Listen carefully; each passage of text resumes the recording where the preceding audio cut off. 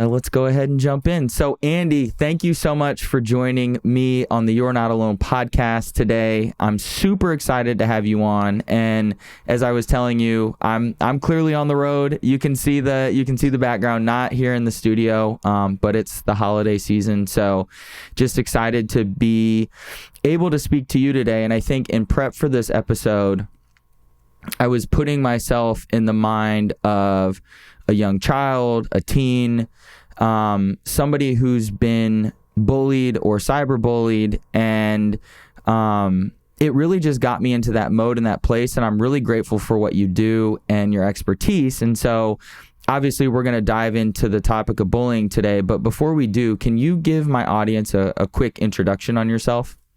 Sure. Thanks, Zach. And I'm really excited to be here too today and to talk on this.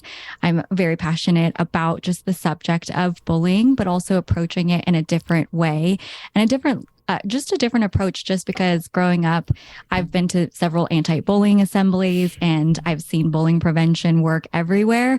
But I've always noticed this gap of how can we address bullying after it's happened, and how can we provide that support and those tools to someone who is experiencing bullying. So a little bit about me. I'm Andi. I was Andi Long. I got married and I'm now Andi Kay. And congratulations, by the way. Thank you.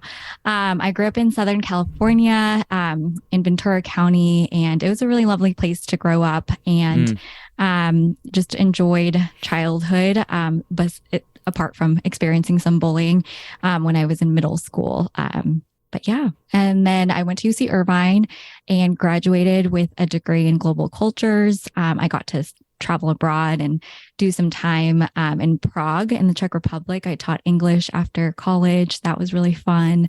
From there, went into the nonprofit world and then decided to start Bloom after still seeing the gap and seeing how I wanted to provide that support. So that's a little awesome. bit about me. Yeah, that's really cool. I didn't know you studied in Prague either. And yes. I've personally never been. My wife has been to Prague, and a lot of my friends, they say it's a really, really cool place. Yes, it is. It's a very special place.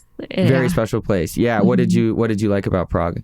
I think the history there's amazing. The architecture, there's the Prague Castle, and then the Charles Bridge. So it's just a very magical place. I don't know if this is true, but people have said Disneyland, the castle is supposed to replicate the Prague Castle. So it's just very majestic in that way. Oh, that's cool.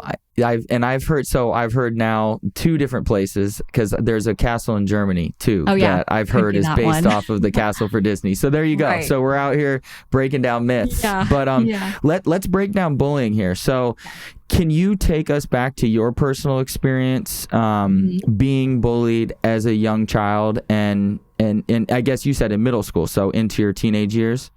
Yes, definitely. So middle school, that was when dial-up was still starting. I think we're around the same age. Wow. But, yes, right? we are. I remember dial-up so well. That noise. Yeah, it's like exactly. Wake up the whole house. Yeah. I know. What an experience. And now we can just hop on our phones. It's totally, but exactly that loud noise. So dial-up was starting. We're even just learning what the internet was. But so I would log on, and for some reason, someone created a website called School Scandals and allowed middle school students to use this website to log on, and you can find your school. So naturally, I found my school, and I was featured on there, or someone created a username, Andy's a Loser, and started writing things about my clothes, writing things that were really mean and hurtful to me at that age. And so what a confusing, first of all, just navigating the internet, but then also introducing a website like that. So I was in, I think 6th grade, and just going through that was really difficult. And I felt like I didn't know kind of what to do or how to overcome that, because the tools too were probably around then we're probably very focused on physical bullying, verbal bullying, which does translate. But I feel like cyberbullying was really new, and I was going through that when it was starting. Yeah. Oh, yeah. And I feel like it's just become more prevalent. Right. I was just at a university speaking, and I found out after the fact that Yik Yak is back. Oh, yeah. I've heard of it. Yeah. So I haven't yik been on yak it. it's really common amongst college students, and they were talking about another girl in the audience on yik yak while I was giving a speech, and it upset me beyond. I mean, because it's like, how do you mitigate for that, and how do you control that? I mean, when I think about somebody like taking the time to make an account, especially, like, I get it. Okay, middle school, you're young.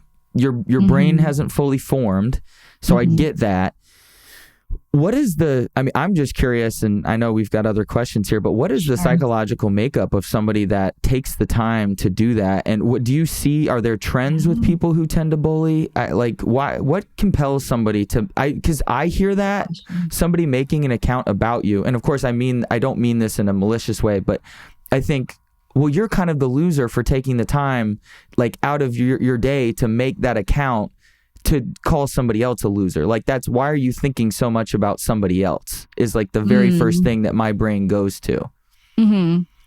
I can talk about an analogy that's coming up for me as you're talking too. And Brene Brown, I think, is where I heard this analogy, but it's when you're swimming and you don't have your life vest on. So you almost use someone else, right? Like, and you like put them down so that you can feel like you're floating, or you're able to float better. I believe she has this whole analogy about it, but that's, I think, what it is. And unfortunately, I think it's a lot within like female to female bullying. That happens a lot, whether that's like the social hierarchy, like you want to be higher than them, so you put someone else down so that you look better. But it's just that cycle and that unfortunate, wanting to be ahead, or in putting someone down, you feel superior. And it's almost like people could be looking for that to solve something that's going on deeper within them. That's what's coming up for me. But I think to your point, we're in a culture that just does this a lot more too. Like, I'm watching Love is Blind, and, I think it's sad to see even like people on that show be bullied, during the reunion or just, on social media. But we, for some reason, I think we've gotten in a culture of almost like just watching this happen as well. And that's almost a separate topic. But I think since the dial-up days, we've gotten into this like culture where it's really easy to like watch bullying happen or just be a part of the culture without even knowing, if that makes sense. Yeah, no, definitely. And it's funny because I was watching a movie the other day where it was like the typical schoolyard bully, like beating up on some kid in the playground. And back then, I think the setting of this movie took place in the 80s. I'm a 90s baby, so I wasn't even alive. But like back then it was like kids circled around the bully and the kid that was getting beat up by the bully, and they would be witnesses to what was going on, but somebody would always step in at some point. At least this is in the movies, but somebody would step in and break it up. And it to your point about witnessing it, I think when it's digital, you almost don't feel this closeness to it. It's not like you're watching somebody get beat up right in front of you and you're just like, whoa, this is not right. Like, I need to intervene.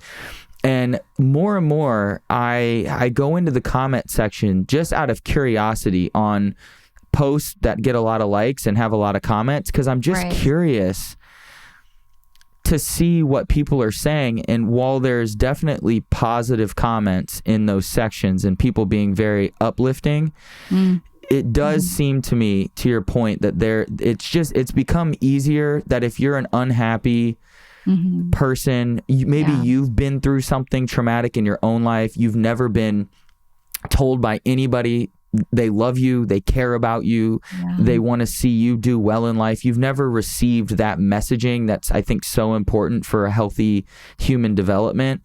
And you just see a lot of that toxicity coming out on social media platforms now. Yes. And it comes down to projecting, right, from your own experiences. And then, but yeah, it comes down to projecting. There's an example of this on Twitter actually recently. So a woman was just posting about enjoying mornings with her partner, like sitting and talking for a few like hours or something like that. And the comment section was so mean about it. I don't know if you've seen it, but they were no, I haven't seen this. They were just tearing her down for enjoying the sweet moment and just saying, you know, well, like, just it must be so privileged and so nice. But, you know, they were just really making her feel bad for sharing like a moment of gratitude, because I think what we're seeing is just a lot of like their own experiences, and maybe like they aren't able to have that moment themselves. So then, you know, they wrote a lot of mean comments, and it was really startling. And I think that was just a good example to see this case kind of study of what you're talking about. But it's really interesting, and it is happening in real time. And I think we're going down this road. So I think conversations like these are important too, so that we can like take a moment and kind of reevaluate, you know, what the current world climate looks like in terms of bullying and in terms of how we're showing up online and things like that. But yeah, definitely how we show up online, I think, is really, really important. And even when I look at those comment sections, I don't always think everybody that said something negative in this comment section is just a habitually negative, toxic person. So true. But they might be that person on that day where they were grumpy and they fired off, or they didn't feel good about themselves that day, and they fired off some random comment that there's no accountability. You just went and hurt somebody else's feelings, and and then you exited out of the app and went about your day. But that person literally might have that now rattling around in their brain. Yes. They do. And that was my experience too, is that it's really easy to just keep those negative comments, you know, and keep playing them in your head. And they eventually become like your inner thoughts, your inner beliefs. And that's where it gets really tricky. But yeah, and I don't think people would say those things in person, you know, so that's also, you know, the interesting piece. You wouldn't say that, you know, as a response in a casual conversation. If someone was sharing something nice, you wouldn't say, well, that's so, you know, good for you, but I can't do that, you know? But yes, I agree that, you know, those words can have a big effect on the person who's reading it. And sometimes we forget that there's a person on the other side of the screen, because in the digital world, it seems like, okay, you know, that you're just a person on the screen. Mm-hmm. Definitely. Yeah. We've almost sort of dehumanized ourselves in a little bit because of the digital age that we live in. For you, what did the cyberbullying entail back then, and what does it look like now? Yeah, so that was my first experience, and then it happened again in college. Actually, there's another website called, so the first one's School Scandals. The second one is Juicy Campus. Does School Scandals still exist, by the way? Sorry to cut you off. So. Okay. I don't think I've looked, and it doesn't. But Yik Yak, honestly, it sounds like very similar as Juicy Campus as well. Okay. But I don't think the original one does. But yes, Juicy Campus, that was terrible too. Unfortunately, people wrote like way more than before too, just like long paragraphs and essays, shared photos of me online. Rumors were spread and just really mean comments. They called me like a raccoon digging in the trash because of my eye makeup, called me the B word, all like the derogatory names you could call someone, fat, ugly too. And it was just horrible. So all those adjectives, I know, it was really, really mean. I know. And that just really took me into a spiral with my own identity, because I was struggling with how I felt about myself too. And so those on top of my existing insecurity really was not a good mix. So yeah, that was a really difficult time in college that I experienced it. Mm-hmm. Did it just come out of the blue? Was there an incident with another person? I mean, I don't know if I'm sure you've gotten those questions before, but that's like what comes to mind for me. Like, how does somebody just get targeted like that? Yeah, I know. I was a freshman in college. So I think just like entering a new space, maybe I did, you know, and that's what I have to self-reflect about too, is like, maybe I did do things that I didn't either know, or maybe I did, but you know, I don't know what I could have done then. But yeah, it is also weird because it's anonymous. Yeah. So you don't even know who's saying these things, which which led to a lot of like questioning, a lot of self-consciousness. I think that was like the big thing that I had gained back then, is just being really self-conscious about myself. Yeah. So, but Was it yeah, just like everywhere you walked on campus, did you just feel like, was there just this dialogue in your head of like, yeah, who's the person that said this about me? What are people thinking about me right now? Did you just yes, feel that like was all so eyes were hard. on you? Yeah, yep, I did. And that was so hard. And yes, because there were comments on there too of like, I was in the lunch line and she was there too. She was talking to this person. And then she's like such a B word, or like such a mean, and I'm like, oh my gosh, I'm, getting lunch. And and I Yeah. know the moment they're talking about too, it was when I didn't recognize somebody. And like after they left, I was like, oh, I don't think I actually remember. But anyways, so yeah, things like that, but they'd be detailed out on this website. And so, yeah, it was very, very difficult to wonder like what other people were thinking about me. So, yeah. Yeah. So in addition to like the insecurity that comes with that, cyberbullying, how does it impact somebody's mental health? How do you see it impacting teens today? Yes. Yeah.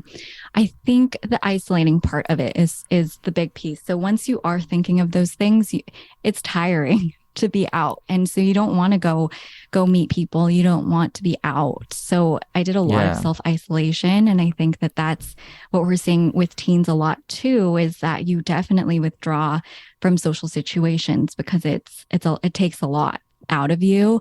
And then again, those like belief systems about yourself, that can lead to a lot of depression and anxiety, because you're wondering if these things are true about you. It's really bad. Bullying now, I think that it is getting to a point of a lot of like, almost like there's just, I've seen like death threats, or just like you should kill yourself, is like being thrown out a lot more these days than before. Whoa. So I just can't imagine. I mean, it's those words definitely have an effect, and they can really take a toll on people. So it's a dangerous space, in my opinion. Okay, so Yeah. now that you've said that death threats are being thrown out, I need to know, what are the themes of cyberbullying getting thrown? Mm-hmm. Like, what are things that parents and teens need to be aware of? Like, what types of themes are just themes are just being thrown around that people can get in front of, to be like, this is just somebody being hateful right now. Right. Like, how do you get in front of that? Yeah. What are the themes? No, I know. And that's where cyberbullying does cross the line of illegal, harmful, not only harmful behavior, but illegal criminal behavior, Yeah. is when it gets into that area. And I don't know if I'm like the best expert to talk about that. I think, even like police officers and they know kind of the all of that. But in terms of what's legal and yes. what you can't, like what legally could actually get you in trouble for saying online. Mm-hmm. Yes. Okay. Yeah. Okay. And I want to find out more about that. And if I can, by the time this is released, I'd love to share resources in the show notes. Be awesome. But because, that is a really good question. I know that like even the word unalive, I don't know if you've heard that like being, but that's been said a lot in terms of like, just like you should unalive yourself. Like those are really terrible things, but they're being thrown out in the teen space more these days. So I would definitely watch out for those phrases. And there's more phrases too that just like even parents and people our age, we don't know, but I can take a look more at that and send it over to you as a resource. But I know I think it's definitely a huge need for us to educate ourselves too, and for parents, so that we can be alert to that. Definitely. And know what to do. Yeah. Definitely. On that note, what are there any signs that a parent can look out for, or even like a friend who's, you're a teenager listening to this, you're a young adult, maybe you're in college listening to this. Are there any signs that you can look out for that someone's being bullied? Yeah. Yes. And negative self-talk, if you can catch that, if you can see that they're being really hard on themselves or not showing the same interest that they did in their typical activities and schoolwork, and then just isolating and withdrawing. Those are huge.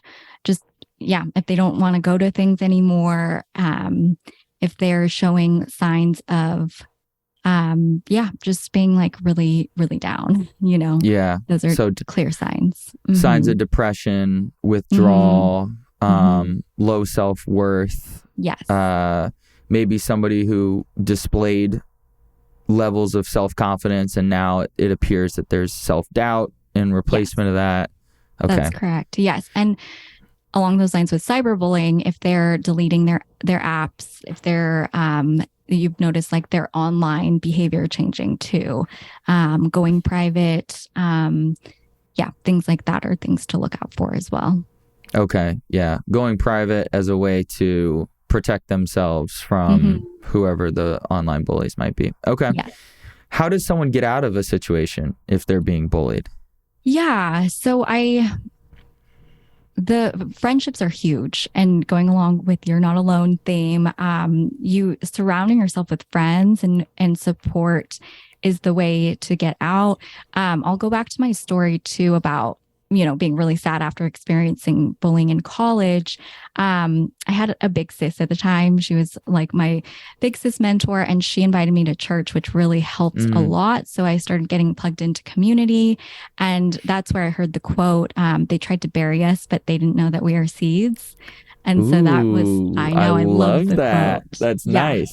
Yeah. Yeah. So Bloom Foundation is the name is from that quote, because once I heard that, it made me realize, wait, I feel like I've been buried, but maybe this is an opportunity to grow from adversity and bloom with confidence. So loved that quote. And going to church, listening to that quote, and just, being involved really helped me grow from bullying. And I learned a lot of lessons on emotional resilience, how to grow through what you go through, making plans for the future, things like that. And just like really keeping my eyes off of the bullying and what I was going through and where I wanted to go, who I was, apart from what other people said about me. And so, that's helped a lot. Yeah. So the big things that stood out to me are building healthy community and then building emotional resiliency. Yes. How do you build emotional resiliency? What does that process look like? Yeah. So the way that we do emotional resiliency, a lot of it is getting it out of your head and onto paper. Because when you're experiencing bullying, a lot of it becomes internal, and, that becomes a cycle, and it's really hard to break out of. But we have 8 lessons, and it's kind of our framework too. But the first piece is getting it out on paper. So you write down like, what are the negative things that have been said about you? So just write it all out. And then after that, you think about a more empowering truth for each one. You think about, and it's the CBT model, but you just think about.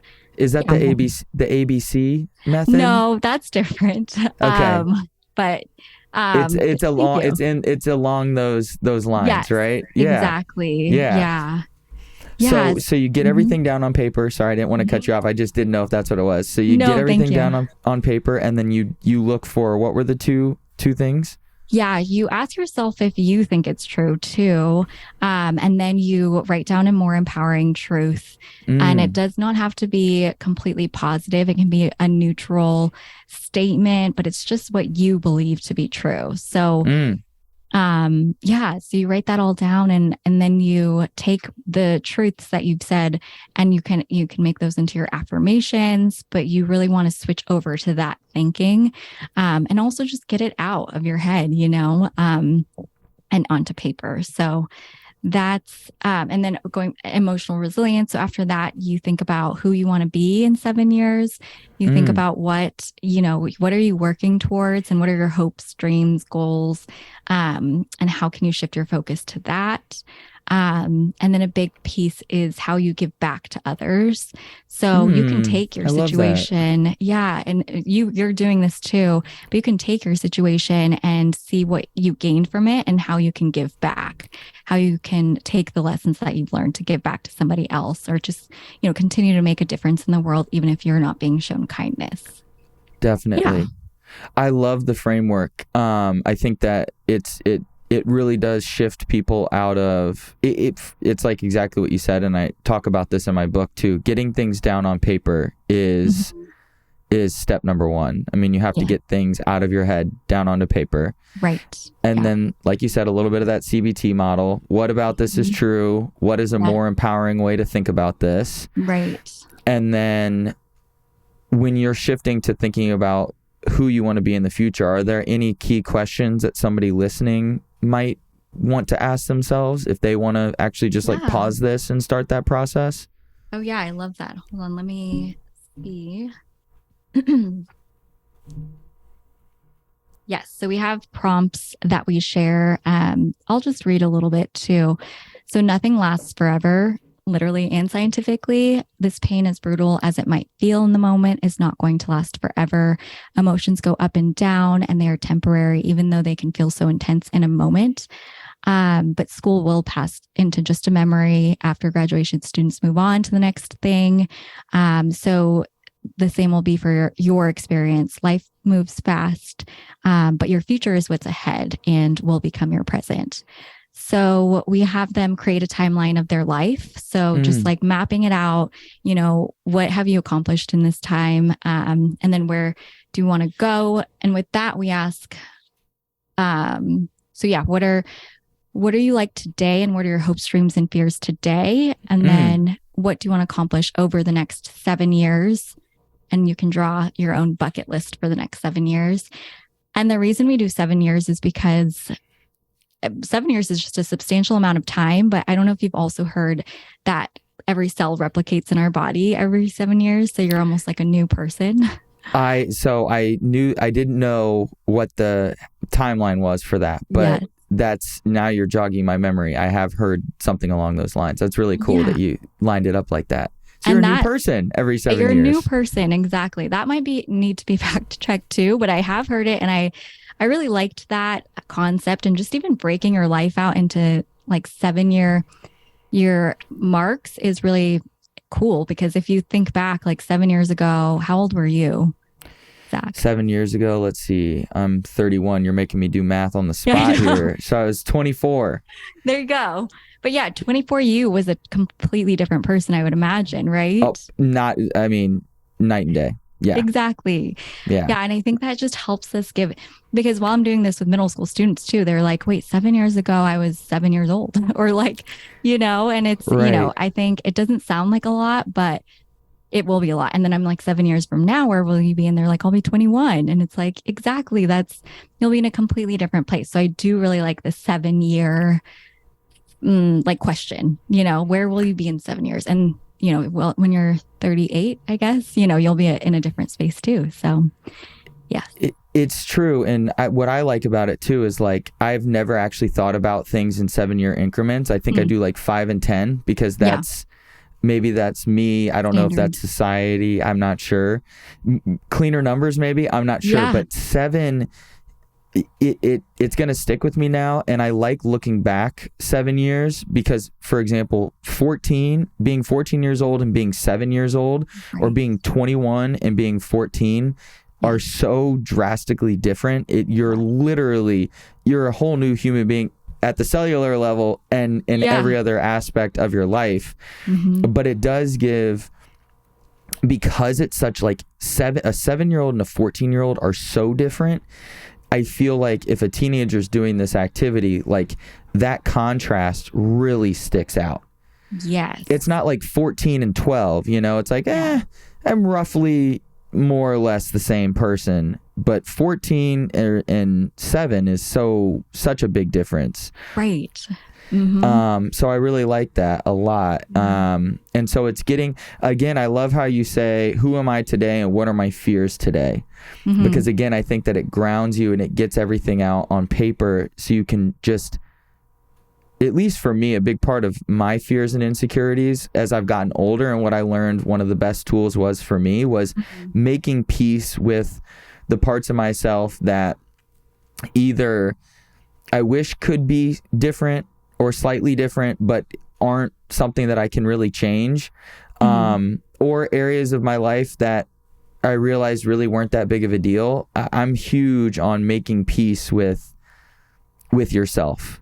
And then reshifting, this is just a me thing, so I don't know if you have these strategies too, but making peace with the areas that maybe I don't love about myself but can't really change, and just being okay with that's a part of who I am, and then shifting my focus to, well, these are all the things, these are all my strengths, and these are the things that I really, really love about myself.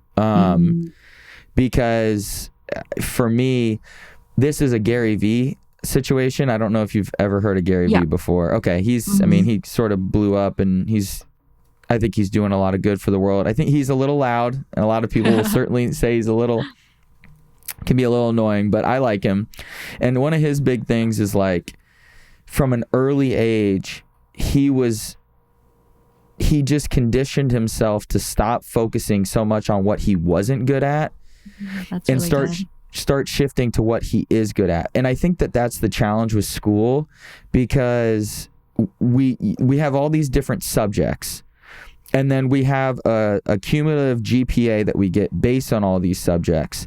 And when we're circling our grades, we're not going, oh, mom and dad, look, I got an A in this class. A lot of times we're going, mom and dad, or the student is going, I got a C in this class. Right. I'm average in this class. And while I understand the concept around measuring things, in the real world, you sort of gravitate, at least this has been my experience, you gravitate to what you're good at, and you just double down on that. And I've had a lot more success in my professional life taking that path versus spending all of my time trying to improve my deficiencies. I would rather spend time getting really, really good at what I'm already naturally good at, and just leaving the rest, making peace with the rest, versus spending all of my time trying to get marginally better at things that are difficult for me naturally. I just think it's a different space that you operate out of. Sorry, that's a tangent, but... Oh, that's great. That's speaking to me for sure. Lead with strength is huge, and not done a lot, or not taught, like straight, what is it called? Yeah. No, but it is. That's a really good lesson. Yeah. I think that's huge. Yeah. Someone just said that to me the other day too. So I love when common themes like that come up, but because I'm in the nonprofit space, and I think there's opportunity there too, to like lead with strength within a nonprofit field, because sometimes nonprofits will lead out of scarcity, just because that's just what people have seen before. But they were talking in that context, but I agree in like the professional context, and also who you are too. Why not lead with strengths and be like, this is who I am, and this is what I excel at, and this is how I'm going to step into who I am, that way, rather than focusing on my shortcomings. I think that ties in well with what we're talking about, so thank you. Yeah, of course. Is there anything else in the framework that you think is valuable to share, that people can use? Or are there any other different tools that someone can use to cope with the effects of being bullied? Absolutely. Yeah. You touched on it, is like what you're good at, and just going back to that, asking other people for feedback too is helpful. So going back to your parents, or, someone else, to say, what do you think I'm good at? Or what adjectives would you use to describe me, so that you can break up, what you're hearing with what other people say about you who love you, is really good. And can you tell people what book you have so they know about this workbook? Yeah, it's going to blend in with my background, but it's the Bloom Journal. Bloom Journal. Okay. And you can get it on our store, but it has different quotes and also different prompts and things like that. So, I love that. Yeah. I would say, there's several, but one would be, I think, and in the theme of like Thanksgiving too, just showing gratitude to those around you as well. gratitude has been a huge piece for me, and not just writing down gratitude lists, but expressing it to other people, and like having a gratitude buddy where both of you are sharing like 6 things is what I've done that you're grateful for, and trying to do different things each day so that you're not just repeating the same, like family, friends, coffee, you're really trying to find those unique, small, special things to be grateful for. But I think gratitude and showing those around you that you're grateful for them is a really key part too, to like strengthening those bonds around you. So for like the young adult listening, what would, I guess, how would you, if you were going to start to work on gratitude as a way to build self-love and just happiness in your life, what would your process be? Yes, I would ask someone to do this with you, or just, a close friend. And I would say, let's commit to like 1 week of sharing what we're grateful for through texting. And just start it off. It's fun. I do it with random people like now too. I'm like, hey, do you want to just do like a week of gratitudes? And you just write it in a list format. You add some emojis to it. And it's just a fun thing so that you can see what they're grateful for and you're receiving that text. And then, so it's really simple, but texting each other what you're grateful for. Yeah. Mm-hmm. And I think one key that you brought up earlier is like, almost focusing on smaller things in your life, yes. Like really, really small things. And I've heard that before, and I started doing that. And it's kind of interesting how excited when you start to do gratitude on a daily basis, how excited you get about just little small things in your life that otherwise you would just completely take for granted. Yes, exactly. Yep. We just posted this on our Instagram too today. And it says, enjoy the little things, for one day you may look back and realize they were the big things. So yes, I think that our lives are comprised of a lot of little things, but trying to find those little things that bring us joy and collecting those is really important for our mental health. I totally agree. I did a month of gratitude journaling. It was really simple. It was so simple. Literally, I think it was writing down 3 things every day for a month that I was grateful for. And it was like small things. So it would just be like, really grateful for my morning workout this morning. Super grateful for the avocado toast that my wife made me that morning, or that I got to have breakfast with my wife that morning. Like really grateful for this nice comment that somebody left on one of my posts. Like really small things that people just like, I feel like skip over. And by the end of the month, like I know it's subjective, but I felt happier. Like I genuinely felt just more moments of like overwhelming gratitude. And I feel like gratitude is like at the core of happiness. So I totally felt that. How can parents be prepared for cyberbullying? Is there anything that they can do to sort of help their teens navigate that process? I think the biggest thing is creating that open line of communication. And I think one way that's really great is to open up a space of vulnerability by modeling stories of their own, what they've gone through themselves. And I think with bullying, it is really hard for a child to open up about cyberbullying or just bullying in general to their parents. So I think the parent can take an active role in setting it up where like they share, a lot, that I'm here anytime you want to talk about this. This is, maybe I haven't experienced cyberbullying, but I did go through some of these experiences. And this is how I've grown from it. And again, like if you ever want to talk about it, I'm here. But yeah, so just like really creating that open space so that a child knows that they can go, even though it might be hard for them, but just that they know that they're able to. And now I'm thinking through the lens of a parent, like, should they call it at a family dinner on a Tuesday? Do they just pre-plan for themselves? Like, hey, when I'm sitting down at dinner tonight, like I'm going to bring up, because my kid is 10 years old, 11, 12, 13, and this is typically when this starts to happen. And I'm going to share a story about a time that somebody hurt my feelings, and how it hurt me, and then what I did to process through that and work through that. Would that be an example of Yes. what a parent should do?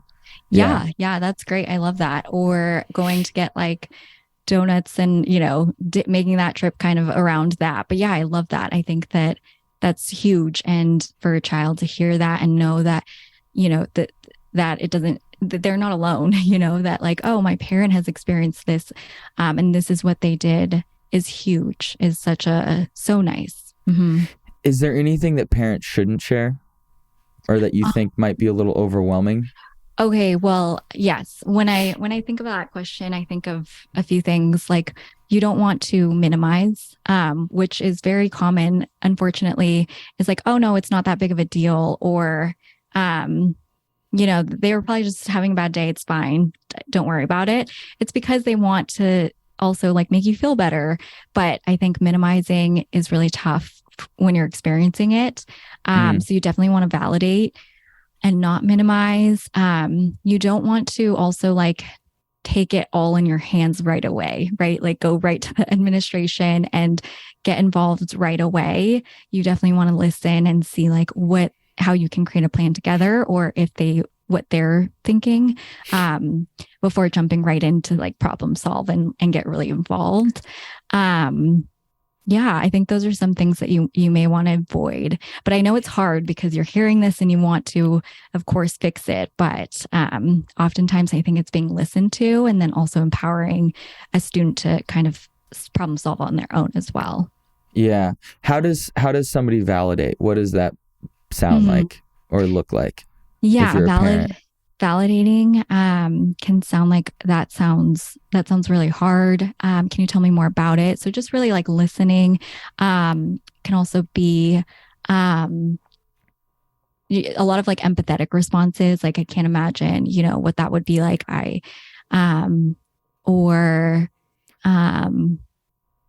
Just really kind of getting in their shoes of that must be really hard, or wanting to hear more too is a really good way to validate it. The dialogue that I teach for supporting mental health, and that's why I want to highlight these, because I think you nailed it, is like listening just in and of itself is it's so undervalued, and yet it is the thing. Like during my recovery process, the people that I will always remember the most were the ones that just gave me space to just dump what was in my brain. I will never forget those people. Like I'm picturing them right now. So listening, for the listener right now, like listening, I just think is so undervalued, and yet it's so important. And then the phrase, and I teach this people in my advocacy work, tell me more about that. Yeah.